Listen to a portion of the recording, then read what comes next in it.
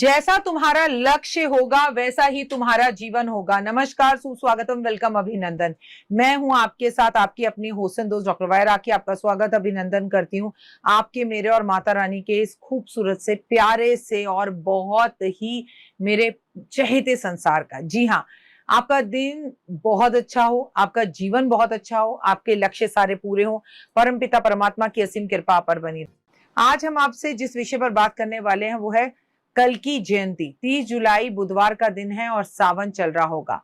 कल की जयंती पर मिलेगा भगवान विष्णु का आशीर्वाद। हर साल सावन के महीने के शुक्ल पक्ष की षष्ठी तिथि को कल की जयंती मनाई जाती है।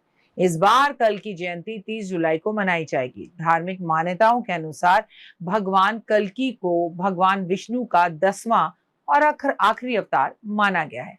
ऐसा माना जाता है कि कल्कि का जो अवतार है उसका जन्म कलयुग का अंत और पापियों का नाश करने के लिए और धर्म का पुनः स्थापन करने के लिए होगा। हुआ नहीं है, होगा। कल्कि अवतार का चित्रण तीर कमान, मतलब वो कैसे होंगे, उनके हाथ में तीर होगा, कमान धारण किया हुआ होगा और एक घोड़े के ऊपर वो सवारी कर रहे होंगे। इस शुभ दिन पर भगवान असीम अपनी कृपा भक्तों के ऊपर हमेशा लौटाते हैं। विश्वास के साथ भगवान विष्णु की पूजा इस दिन हमें करनी चाहिए और ऐसा करने से हमें भगवान विष्णु का आशीर्वाद मिलता है। ये दिन भगवान कल्कि से सभी बुरे कार्यों की, पापों की क्षमा मांगने का दिन है। क्योंकि ठीक है, उन्होंने अभी अवतार तो नहीं लिया, लेकिन है तो वो विष्णु का ही रूप ना। इस दिन भगवान कल्कि की पूजा करने से मोक्ष की प्राप्ति होती है। साथ में जीवन में जितने भी नकारात्मकता है वो दूर होती है। कल की जयंती पर ऐसे पूजा करें कि कल की जयंती के दिन सवेरे स्नान कर कर व्रत का संकल्प लें। साफ सुथरे हल्के रंग के कपड़े पहने। अगर आपके पास कल की अवतार की प्रतिमा ना हो तो भगवान विष्णु की मूर्ति की स्थापना कर कर उन्हीं का जल अभिषेक करें। दूध, दही, शहद, चीनी, घी से अभिषेक करें। वो भी ना हो तो शालिग्राम का अभिषेक करें। वो भी ना हो तो आप भगवान की तस्वीर रखकर उन्हीं की पूजा आराधना अर्चना जरूर करें। उसके बाद कुमकुम श्री हरि को तिलक लगाएं, अक्षत अर्पण करें, भगवान विष्णु का ध्यान करें और याद रहे कि जो अक्षत भगवान को अर्पित किए जाए वो टूटे हुए चावल नहीं होने चाहिए। तिल और अक्षत अर्पण करने के बाद भगवान को फल, फूल और गुलाल के फूलों का, गुलाल के जो गुलाब के जो फूल होते हैं वो अर्पण करें, वो बहुत अच्छा होता है। और गुलाल भी इस दिन अबीर के साथ जरूर भगवान को चढ़ाना चाहिए। भगवान के समक्ष आपको घी का दीपक जरूर जलाना चाहिए और ओए हुए वो 4 मुखी दीपक हो तो बात ही क्या। भगवान कल्कि की पूजा करने के बाद उनकी आरती उतारनी चाहिए। श्री हरि की आरती करनी चाहिए। ओम जय जगदीश हरि की आरती करनी चाहिए। मिठाई का भगवान को भोग लगाना चाहिए। पूजा करने के बाद भगवान को आपने जो भोग लगाया है वो सारा भोग गरीबों में और जरूरतमंदों में बांट देना चाहिए। अपनी परेशानियों की प्रार्थना करनी चाहिए और सुख, समृद्धि और शांति बनी रहे, इसकी कामना भी करनी चाहिए। कल की द्वादशी के दिन दान पुण्य कार्य करने से भगवान विष्णु बेहद प्रसन्न होते हैं। इस दिन जरूरतमंद लोगों के बीच में क्षमता अनुसार खाना यानी भंडारे का आपको वितरण करना चाहिए। कल की भगवान कौन है, जाने कल के अवतार के बारे में। श्रीमद् भगवत के अनुसार भगवान कल्कि का कलयुग की सारी बुराइयों को खत्म करने के लिए, सत्य के युग को लाने के लिए अवतार होगा। इस दिन भगवान विष्णु की पूजा करते हैं, उनसे आशीर्वाद मांगते हैं और पापों की अपनी माफी मांगते हैं। भगवान बड़े दयालु हैं। एक तो होता है आप गलती पे गलती करते चले जाएं, उसके बाद अहम और वहम भी दिखाएं, घमंड भी दिखाएं। एक इंसान जानबूझ के कभी अपने परिवार को पालने के लिए गलतियां कर लेता है, कभी उससे हो जाती हैं। चलिए, हो गई सो हो गई, परिवार को पालने के लिए कुछ भूल हो भी गई तो माफी भी तो मांग सकता है। लोग इस दिन उपवास रखते हैं ताकि उनके जीवन में शांति आए, सुख आए और सुख के तरीके उन्हें मालूम चले।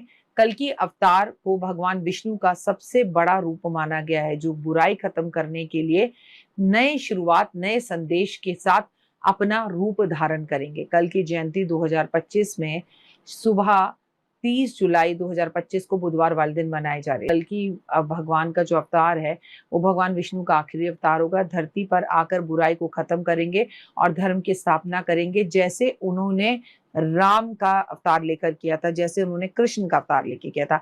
हमारे यहाँ 4 युग हैं, सतयुग, त्रेता युग, द्वापर युग और कलयुग। अभी हम सब कलयुग में हैं, जो सबसे ज्यादा अधर्म से जुड़ा हुआ है। ये व्रत हर साल सावन के महीने की षष्ठी तिथि को मनाया जाता है। इस दिन भगवान का व्रत रखने से कल्कि आपसे बेहद खुश होते हैं और आपके किए गए पापों के लिए आपको क्षमा भी करते हैं, जो कि आप क्षमा मांगते भी हैं। अपने मन की शांति के लिए भी ये व्रत रखिए।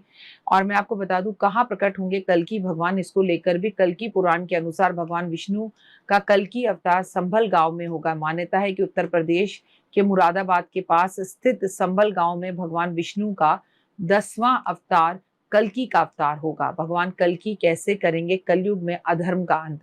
कल्कि पुराण के अनुसार भगवान कल्कि का शासन काल में पृथ्वी पर कोई भी धर्महीन, अल्प, गरीब, पाखंडी, कपट, अत्याचारी व्यक्ति नहीं रहेगा। धीरे धीरे धरा से सब पापों का अंत होगा, जो मनुष्य को सत्कर्मों की और लेकर जाएगा। साथ में सत्कर्मों और भगवान की भक्ति में लीन होकर अपने कार्य को आने वाला टाइम में इंसान करेगा, जब कलयुग का अंत होगा। भगवान कल्कि उनकी मदद करेंगे। कहते हैं कि भगवान कल्कि का नाम जपने से धन, यश और आयु की वृद्धि होती है। तो आप इस दिन उनके नाम का एक दीपक अपने घर में जरूर जलाएं। भगवान कल्कि की शादी लक्ष्मी जी के अवतार होगा और लक्ष्मी जी से होगी। कलिक देखिए, भगवान सीता कह लें वो भी लक्ष्मी जी थी, राधा कह लें वो भी लक्ष्मी जी थी। कहने का मतलब है सारा कर्ता धर्ता विष्णु जी और लक्ष्मी जी हैं। उनका उल्लेख अलग अलग पुराणों में मिलता है। लक्ष्मी जी ही अलग अलग रूप लेकर आती हैं और भगवान से विवाह करती हैं। भगवान कल्कि का विवाह देवी लक्ष्मी के अवतार में पद्मा नाम कन्या के साथ होगा। और कहते हैं सिंहदीप के राजा की पत्नी कोमुद पद्मा नाम की कन्या को जन्म देंगी। ये कन्या भगवान कल्कि की धर्म पत्नी बनेंगे। और कल्कि पुराण में कहा जाता है कि इन दोनों की पूजा करने से आपका जीवन बहुत खूबसूरत होता है। और ऐसा भी कहा जाता है कि पद्मा बहुत रूपवान, ज्ञानवान होगी। ऐसा कहा जाता है कि जीवन में भगवान कल्कि से आपको सब कुछ मिल सकता है, अगर आप उनसे हृदय से मांगते हैं। लेकिन मैं तो आपको कहूंगी कल्कि जिनको आपने देखा नहीं, लेकिन भगवान विष्णु और माँ लक्ष्मी को तो देखा है। भगवान कल्कि शिव जी के उपासक होंगे और उनकी तपस्या करके उन्हें प्रसन्न करेंगे। तो मैं आपसे इतना ही कहूंगी कि जब खुद भगवान कल्कि भी शिव की ही उपासना करेंगे, तो हम क्यों ना इस सावन के महीने में शिव की उपासना और पूजा आराधना करें। फिलहाल मुझे दीजिए इजाजत। मेरे चैनल को लाइक, सब्सक्राइब और शेयर जरूर करें। अपना प्यार सदैव बनाए रखें। ओए होए, जय माता दी।